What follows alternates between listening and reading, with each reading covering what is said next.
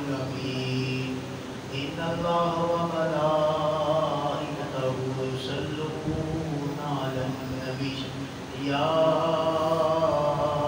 أيها الذين آمنوا صلوا عليه وسلموا تسلیما باواز بلند ہدیت درود و سلام سرکار کی بارگاہ میں صلاۃ و سلام علیک یا رسول اللہ وعلی آلک و اصحابک یا سیدی یا حبیب اللہ الصلاۃ و السلام علیک یا نور اللہ وعلی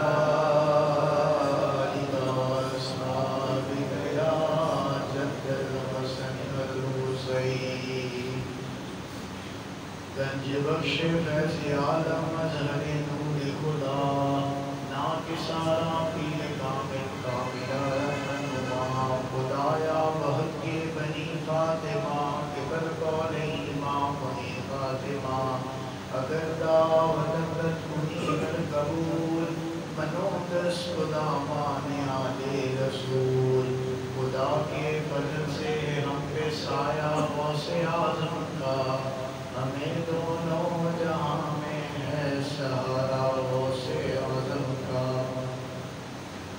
حضرات ذی وقار میرے محبوب کے غلاموں شمع رسالت کے پروانوں رب کائنات کا لاکھوں کروڑوں بار احسان ہے کہ اس نے اپنے ہی گھر میں اپنے ہی محبوب کا ذکر عطا فرمایا ہے۔ آج کا موضوع سخن وہی جو پیچھے میں سورۃ والضحیٰ کی تفسیر بیان کر رہا تھا، تو ہم لوگ والضحیٰ واللیل اذا سجا کے بارے میں کچھ باتیں آپ کے سامنے گوش گزار کی تھی، کچھ آگے اس سے آپ کے سامنے رکھنا چاہتا ہوں۔ اللہ فرماتا ہے اپنے محبوب کے چہرہ اقدس کو بیان کرتے ہوئے، اللہ اپنے محبوب کے چہرہ اقدس کو بیان کرنے کے لیے فرماتا ہے والضحیٰ، محبوب تیرے چہرہ انور کی قسم، والضحیٰ محبوب آپ کا جو چہرہ ہے اس کی قسم ہے، واللیل اذا سجا، اور محبوب آپ کے زلف عنبرین کی ہمیں قسم ہے۔ آپ جانتے ہیں کہ کائنات میں سب سے خوبصورت ہستی کا نام محمد ہے۔ کائنات میں سب سے خوبصورت ہستی کا نام ذات مصطفیٰ صلی اللہ علیہ وآلہ وسلم ہے۔ ایک جملہ آپ کو کہہ کر آگے بڑھنا چاہتا ہوں، جس پر زلیخا عاشق ہو جائے اسے یوسف کہتے ہیں۔ پیچھے سے نہیں بولے، جملہ بڑا ہے، سبحان اللہ کمزور ہے۔ جس پر زلیخا عاشق ہو جائے اسے یوسف کہتے ہیں، اور جسے بنانے والا بنا کر اپنا محبوب بنا لے اسے محمد کہتے ہیں۔ اور خدا کی عزت کی قسم، ایسا چہرہ کسی کا نہیں جو رب تعالیٰ نے اپنے محبوب کو عطا فرمایا ہے۔ ایک بات آپ کو سمجھاؤں، 14ویں رات کا چاند طلوع ہے۔ اب ذرا صحابی کا نقشہ دیکھنا اور سرکار کے چہرے کا حسن محسوس کرو۔ خدا کی قسم بندہ جتنا مرضی کمزور ہو، مصطفیٰ کا حسن سنے تھکاوٹ اتر جاتی ہے۔ اور میں تو یہ کہتا ہوں نبی پاک علیہ السلام کے حسن کی بیلوں پر رب نے صدیق اکبر کو عاشق فرما دیا ہے۔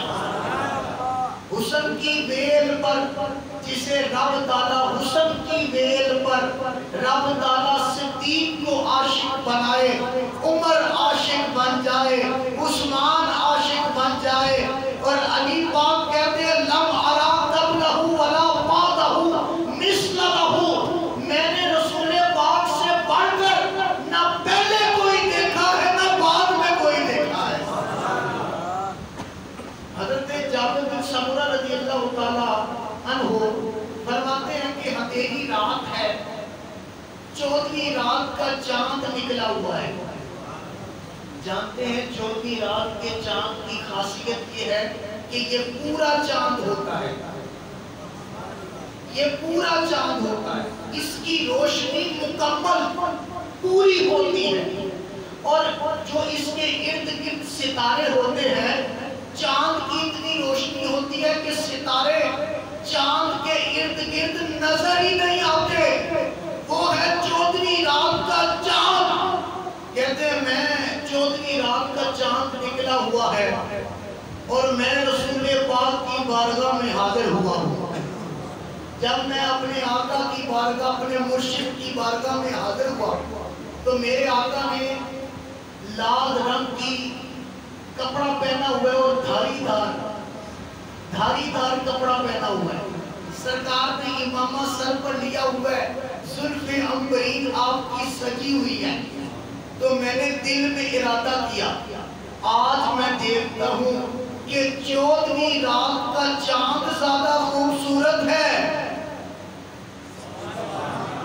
کہ یہ نبی زیادہ خوبصورت ہے. تو پھر میں قریب جا کر بیٹھ گیا.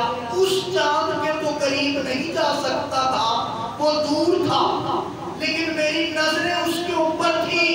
اور ایک نظر میں مصطفیٰ کو دیکھتا، ایک نظر میں 14ویں رات کے چاند کو دیکھتا. جب میں کچھ دیر دیکھتا رہا تو میرے دل سے آواز آئی، اے چاند تو اتنا خوبصورت نہیں ہے جتنا میرا نبی خوبصورت ہے.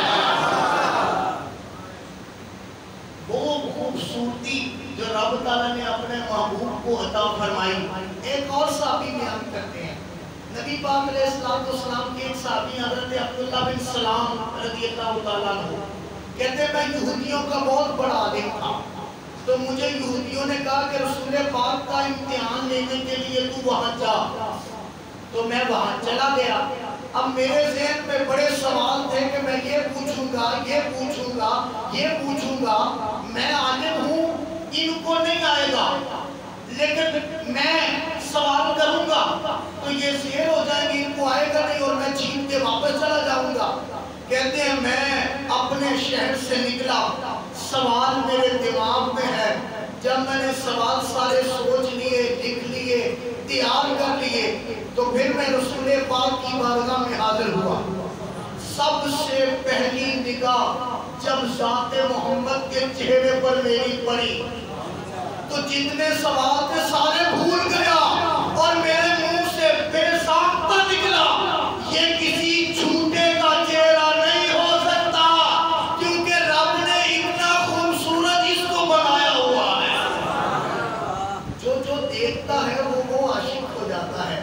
زلف دیکھی ہے کہ نظروں نے گھٹا دیکھی ہے، لٹ گیا جس نے بھی محمد کی ادا دیکھی ہے. اور خلق سے اولیاء، اولیاء سے رسول اور رسولوں سے اعلیٰ ہمارا نبی. ہم اپنے کو سبحان اللہ. خلق سے اولیاء، اولیاء سے رسول اور رسولوں سے اعلیٰ ہمارا نبی. کرنو بدلی رسولوں کی ہوتی رہی، چاند بدلی سے نکلا ہمارا نبی. کیا خبر کتنے تارے کھلے چھپ گئے پر نہ ڈوبا نہ ڈوبے ہمارا نبی. وہ نبی کی تذکرے کر رہا ہوں جو نبی پاک علیہ السلام کا چہرہ اقدس ہے. حضرت یوسف علیہ السلام کو رب نے بڑا حسن عطا فرمایا. حضرت یوسف علیہ السلام کو رب نے بڑا حسن عطا فرمایا. اب ذرا سنیے گا وہ حسن کیسا ہے اور پھر میرے نبی کا حسن دیکھیے گا. نبی پاک علیہ السلام کا حسن اور حسن یوسف پہ کٹی ہے مصر میں پشت زنا، سر کٹاتے ہیں تیرے نام پر مردان عرب یا رسول اللہ. اب ذرا محسوس کیجئے گا کہ حسن کتنا ہے. میرے آقا سے پوچھا گیا یا رسول اللہ صلی اللہ علیہ وسلم آپ یہ ارشاد فرمائیے کہ حضرت یوسف علیہ السلام کا حسن کتنا ہے، حسن کتنا ہے. تو مسکرا کر فرمانے لگے یوسف علیہ السلام ایسے نظر آتے تھے. یاد رکھو اونچی کہنا سبحان اللہ. یوسف علیہ السلام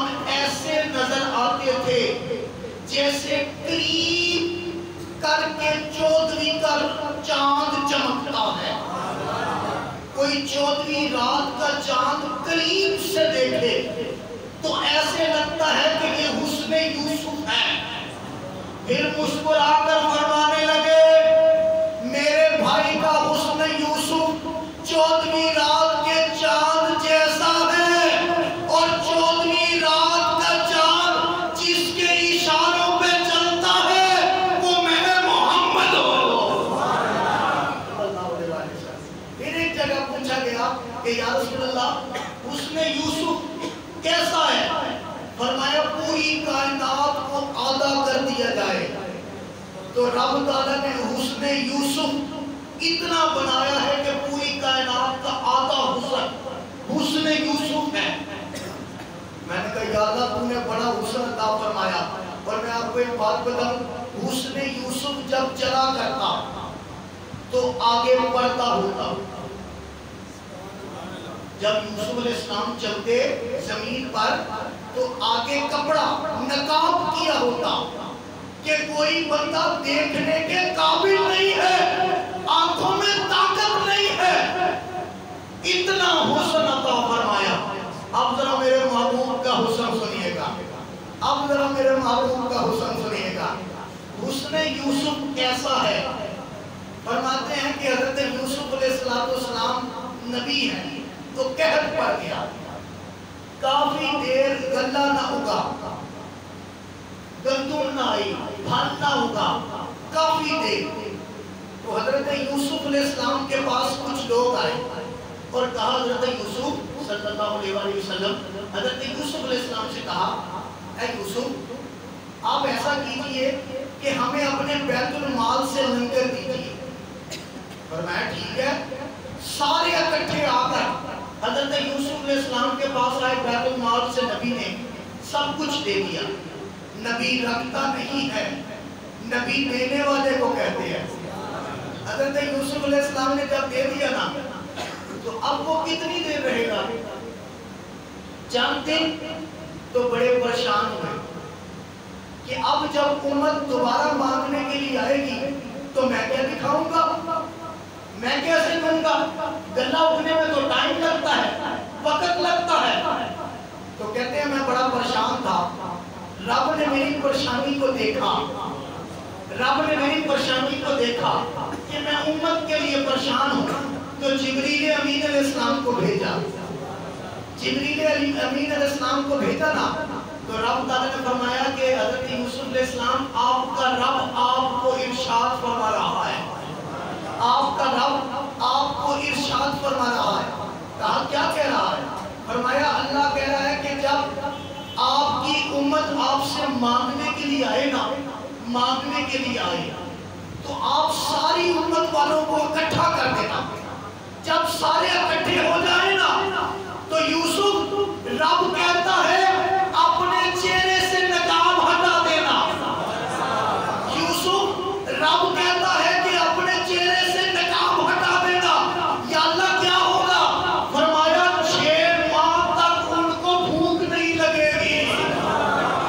6 ماہ تک بھوک نہ لگے.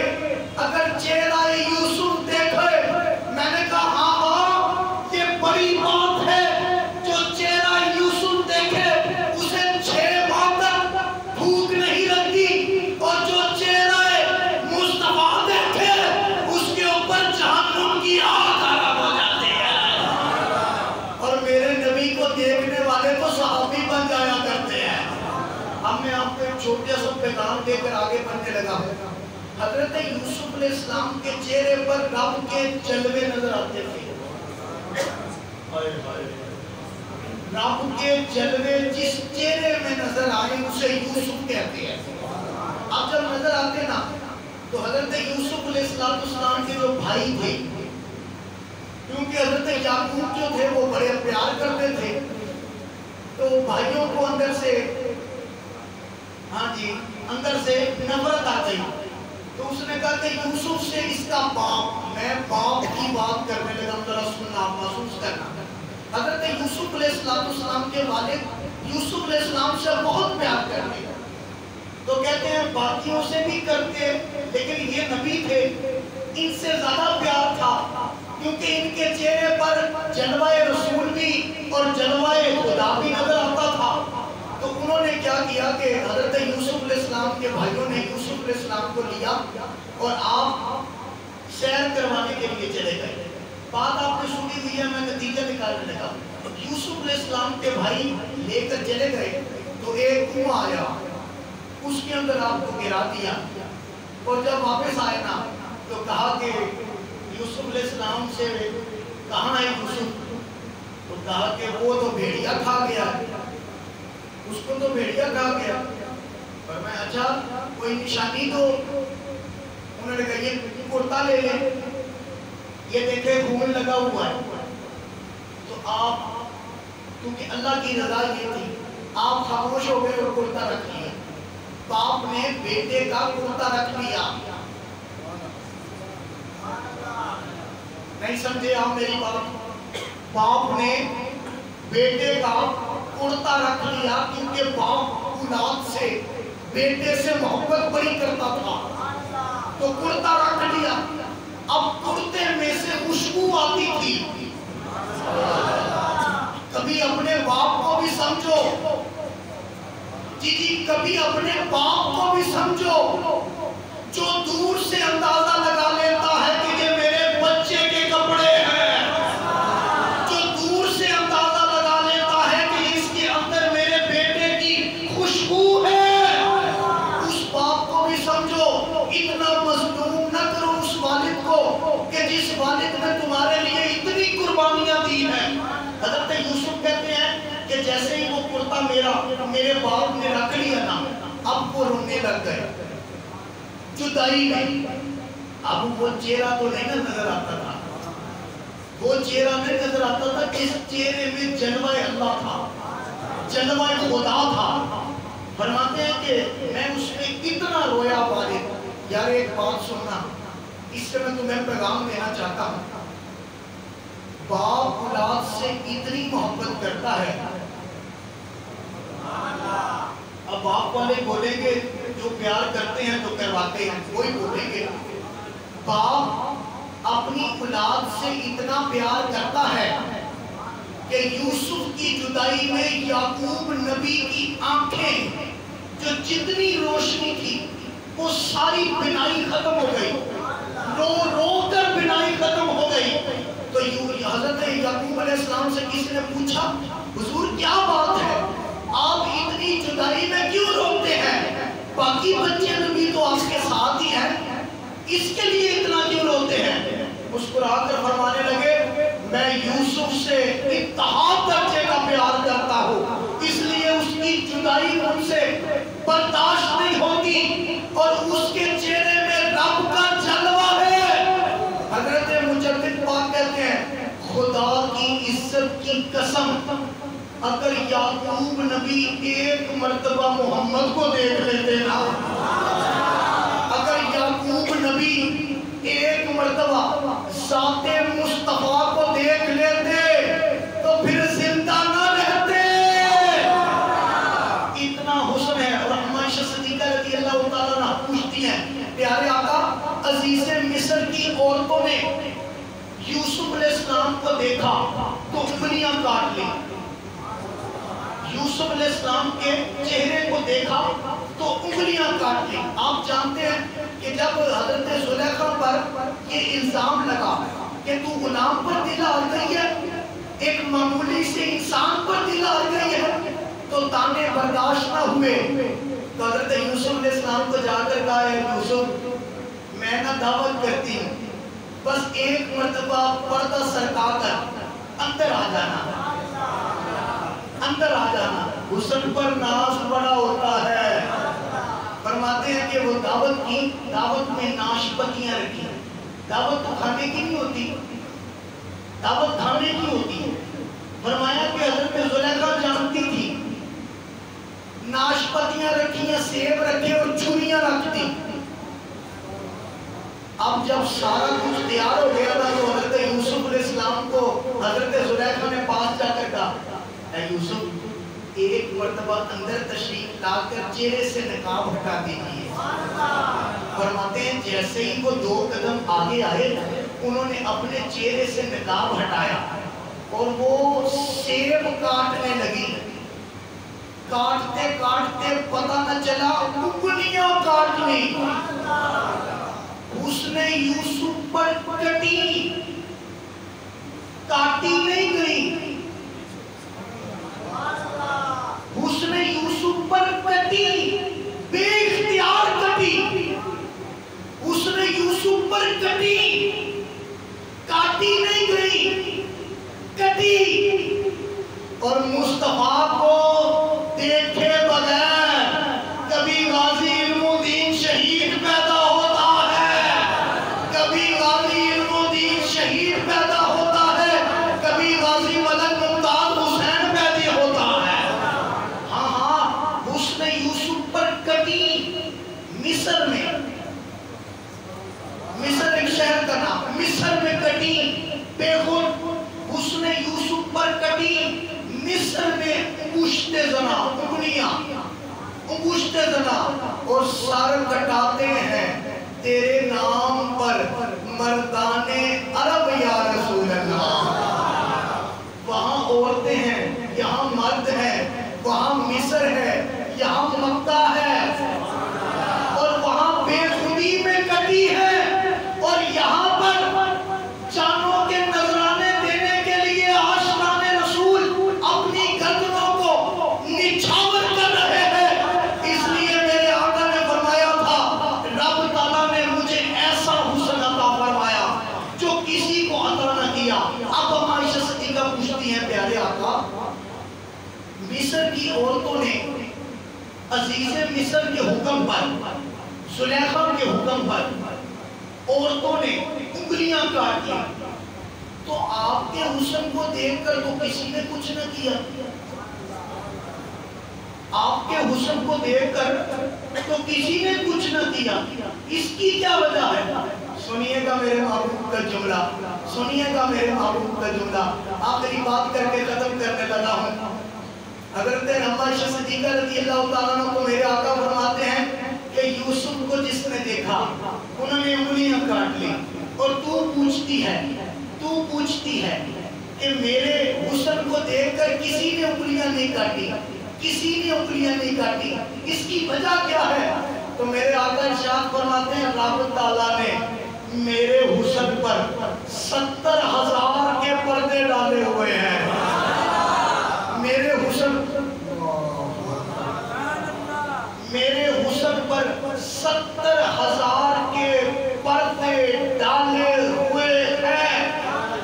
میرے حسن کو اگر پردوں کے بغیر کوئی دیکھے تو اس کی آنکھیں اندھی ہو جائیں گی. میں نے کہا یا رسول اللہ آپ کے حسن پر تو 70,000 پردے ڈالنے کے باوجود لوگ جانوں کے نظرانے دے رہے ہیں.